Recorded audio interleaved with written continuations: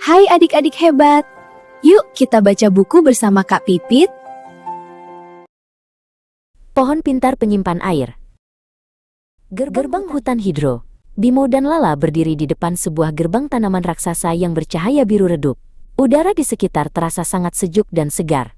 Bimo dan Berk sangat bersemangat sambil menunjuk ke arah jalan setapak yang penuh dengan bunga-bunga berwarna neon. "Lihat Lala, gerbangnya terbuka," teriaknya. Pertemuan dengan Aqua. Tepat di tengah hutan, mereka menemukan sebuah pohon yang sangat berbeda dari pohon lainnya. Batangnya besar dan memiliki pola garis-garis cahaya biru yang berdenyut seperti detak jantung. Pohon itu membuka matanya yang ramah dan tersenyum kepada mereka. Inilah Aqua, sang pohon pintar. Rahasia di bawah tanah. Lala memperhatikan sesuatu yang ajaib. Tanah di bawah kaki mereka perlahan-lahan menjadi transparan seperti kaca. Mereka bisa melihat ribuan akar pohon yang saling menjalin. Di antara akar-akar itu, ada tetesan air yang bergerak pelan. Keajaiban hujan. Tiba-tiba, awan di langit hutan hidro berkumpul dan hujan mulai turun dengan rintik-rintik yang berkilauan. Bimo mencoba menangkap tetesan hujan itu dengan tangannya. Air hujan itu tidak langsung mengalir pergi, tapi seolah-olah ditarik masuk ke dalam tanah. Proses infiltrasi. Aqua menjelaskan bahwa proses masuknya air ke dalam tanah disebut infiltrasi. Cahaya biru di batang Aqua berdenyut lebih cepat saat air meresap masuk.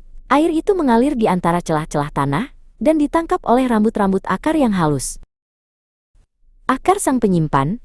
Lala menunjuk ke arah akar yang tampak menggembung karena menyimpan banyak air. Akar-akar itu terlihat seperti pipa-pipa kristal yang bercahaya. Aqua memberitahu bahwa air yang disimpan ini akan sangat berguna saat musim kemarau tiba. Pentingnya air bagi kehidupan. Seekor kelinci kecil dan seekor burung biru mendekat ke arah akar Aqua yang mengeluarkan sedikit embun segar. Mereka meminum air itu dengan lahap. Bimo menyadari bahwa tanpa air yang disimpan Aqua, hewan-hewan ini akan kehausan. Menahan tanah, mencegah longsor. Aqua menunjukkan bagaimana akar-akarnya yang kuat mencengkeram butiran tanah dengan sangat erat. Jika hujan turun sangat deras, akar-akar inilah yang menjaga agar tanah tidak terbawa air atau longsor ke bawah bukit. Mencegah banjir besar. Lala menjelaskan bahwa jika banyak pohon ditebang, air hujan tidak akan bisa masuk ke dalam tanah. Air akan berkumpul di permukaan dan mengalir dengan sangat cepat, yang akhirnya menyebabkan banjir di kota-kota. Dapur daun. Fotosintesis. Cahaya matahari mulai menembus sela-sela daun Aqua. Daun-daun hijau yang bercahaya itu mulai bergerak-gerak. Aqua memberitahu mereka bahwa air yang disimpan di akar sekarang sedang naik ke atas menuju daun. Udara segar untuk kita. Lala menjelaskan proses fotosintesis dengan cerdas. Sambil memasak makanan menggunakan air dan matahari, pohon juga mengeluarkan oksigen yang kita hirup setiap hari agar tetap sehat. Siklus yang tak pernah berhenti. Aqua menunjukkan bagaimana sisa air yang tidak digunakan diuapkan kembali ke udara melalui daun-daunnya. Air itu naik ke langit untuk menjadi awan kembali. Itulah siklus air yang terus berputar. Bahaya penebangan liar.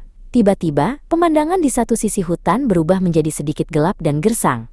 Tidak ada pohon di sana, dan tanahnya terlihat pecah-pecah. Bimo merasa sedih melihatnya.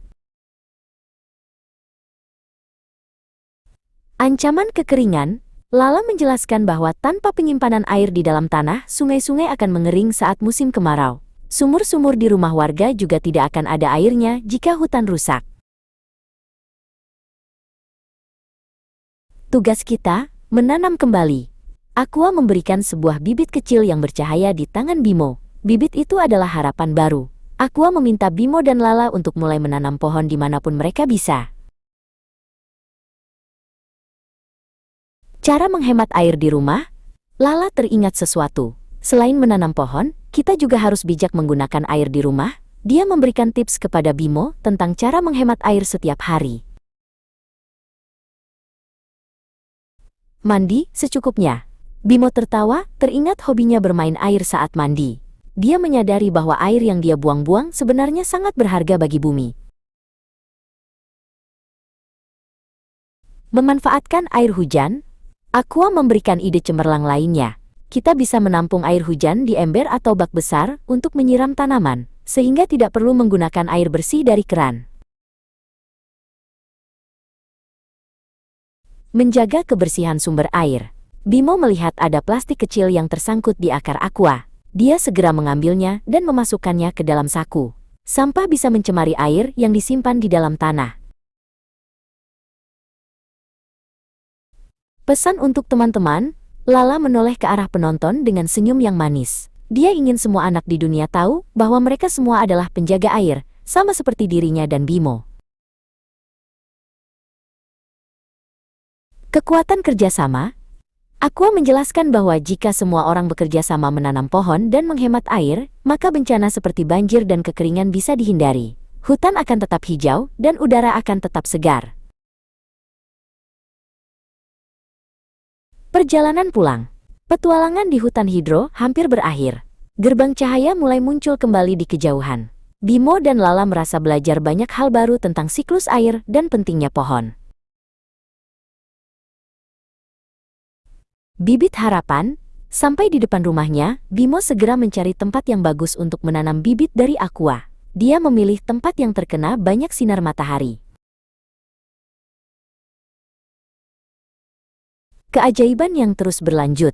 Beberapa minggu kemudian, bibit itu mulai tumbuh dengan daun-daun kecil yang mulai mengeluarkan cahaya biru redup. Bimo dan Lala sangat senang melihatnya. Mereka tahu, di bawah sana, akar pohon itu mulai bekerja menyimpan air. Pesan dan amanah. Buku petualangan ini ditutup dengan pesan dari Aqua. Setiap tetes air adalah kehidupan, dan setiap pohon adalah penjaganya. Sekarang, giliran kalian untuk menjaga dunia ini agar tetap hijau dan penuh air. Terima kasih sudah membaca bersama Kak Pipit.